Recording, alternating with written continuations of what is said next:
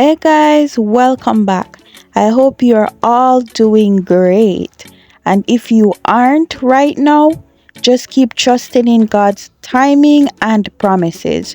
Remember, He said in His Word, in the right time, I, the Lord, will make it happen. God bless you. So I was scrolling through YouTube and I saw some length retention tips from one of my favorite natural hair queens. And I have decided to share it with you ladies because this lady has not just used these methods to grow her hair, but her two daughters' hair also. And trust me when I say their hair is amazing, very healthy, very long, and very thick tresses, which to me is enough proof that this lady knows what she's doing, knows what she's talking about, and has cracked the code. She's no stranger to this channel, but she's my inspiration as well as a lot of other naturals. So I love to share her amazing journey and work. So now, without further delay, guys, let's get right into Lindsay Chris's length retention tips.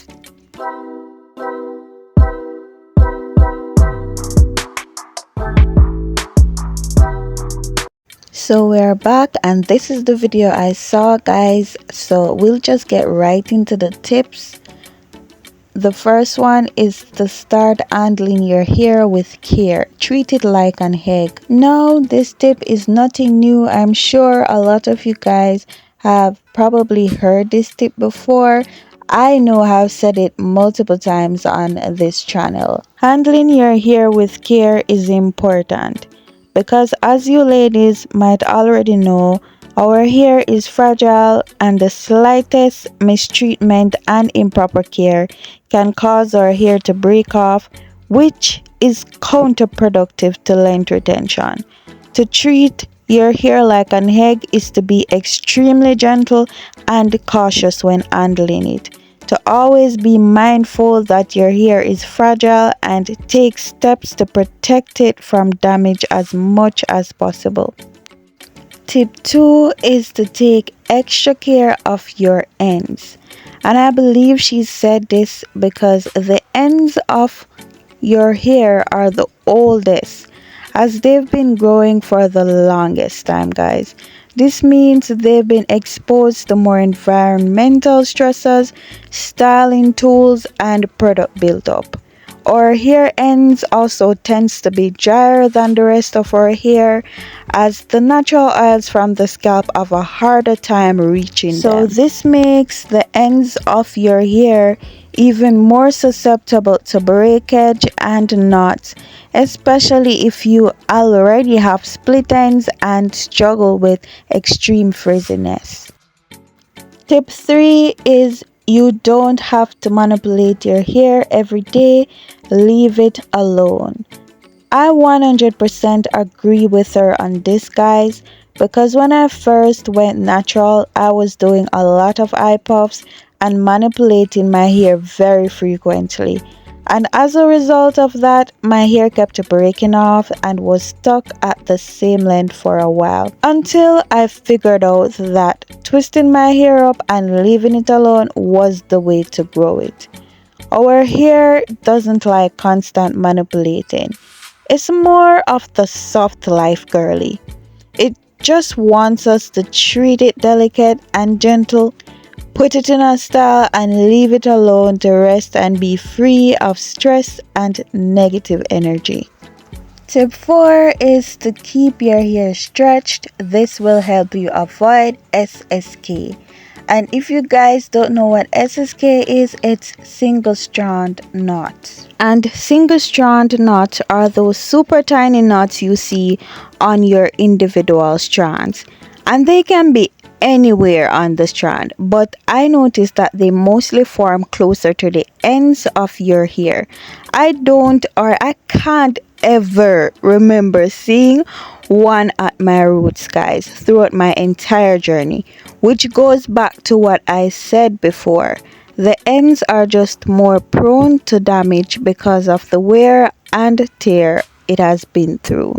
Now, there are several ways that you can stretch your hair, and these ways fall into two categories. The first one is eat less or without eat, and you can do things like twist your hair, braid it, put it in buns, do bun to knots, use scrunchies, flexi rods, perm rods, threads, or even extensions to stretch your hair this way. And then there's the second category, which is eat. So eat is when you use actual eat to stretch your hair. And this can be using things like blow dryers, flat irons, curling irons, etc. But I don't think Lindsay is talking about heat, because I've never seen her use heat to stretch her hair. I've only seen her use eathless methods like twist, which she's always in, and things like buns and updos with her twist. Tip 5 is to do not skip deep conditioning. And I can see that deep conditioning is working so well for Lindsay, because when you look at her hair, you can just see how healthy. You can see the shine, you can see the luster. Her hair is just really healthy. And it is because deep conditioning is an essential step in hair care. By now, I think we all know that shampoo dries the hair out. So it is wise, it is very essential to make sure that you use a deep conditioner, or for me, a conditioner can do the job as well. But if you want moisture that is infused deeply in your strands, like to the cortex level, deep conditioning is the better way to go. And some great benefits of deep conditioning your hair are: it helps to repair damaged hair cuticles, reduces breakage, it provides an intense dose of moisture, leaving your hair soft, smooth, and manageable, much like how Lindsay Chris's hair looks. Deep conditioning also improves elasticity, enhances shine, and protects your hair from future damage. Tip 6 is to include herbal tea rinses if you haven't done so already. Herbal teas are natural and they are full and packed with nutrients that are great for the health of our hair. Some of my personal favorites are lemongrass, rosemary, and black tea, and these are very good for improving the thickness, the length, and just the overall health of your hair. I have a series with herbs and natural ingredients that you can use to help with hair loss, length retention, hair growth, and hair strengthening. So I'll leave a link in the description to those videos and you guys can check them out.